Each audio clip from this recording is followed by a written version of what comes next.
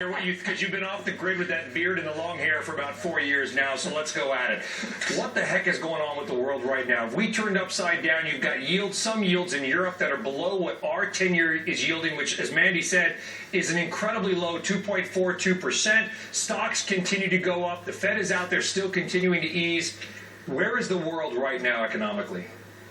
I don't think the world's upside down. I think the world is pricing in and coming to grips with the fact that post the Minsky moment, which was 2008, and post 5 years worth of healing in the economy and in the financial markets and in the banking system, that we're on the cusp of emerging from a liquidity trap, and that the Fed and other central banks around the world are going to be exceedingly low on short-term interest rates. It's a brand new regime.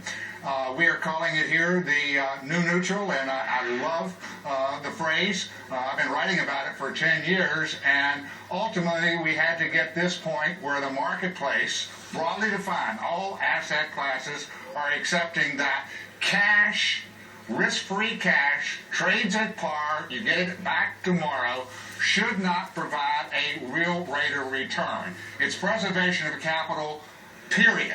Okay. That if you want to have a real rate of return, you have to be in assets. So we're having a once-in-a-lifetime revaluation of assets. I think it's kind of cool. Hedge fund manager David Tepper recently said a couple of weeks ago he thinks the ECB will be forced to ease, and in a dramatic fashion. Do you agree with that? And if so, or if not, what is the impact and the result?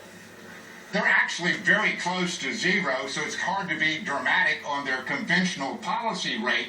But as we've learned over the last 5 years, there are a lot of tools in the central bank's arsenal. And I think that the ECB has the capacity to do a lot of exciting and interesting and therapeutic things with that balance sheet. Because remember, essentially the ECB is doing fiscal union off the monetary authority's balance sheet. So therefore we should be very open-minded and expansive in thinking of the capacity for something dramatic and easing, because we're integrating fiscal and monetary policy in the brand new world that we're living in. Well, certainly the market is anticipating that the ECB is going to pull that trigger next week. Bill, I hear that you are doing something a little different from your competitors to improve your fund's performance.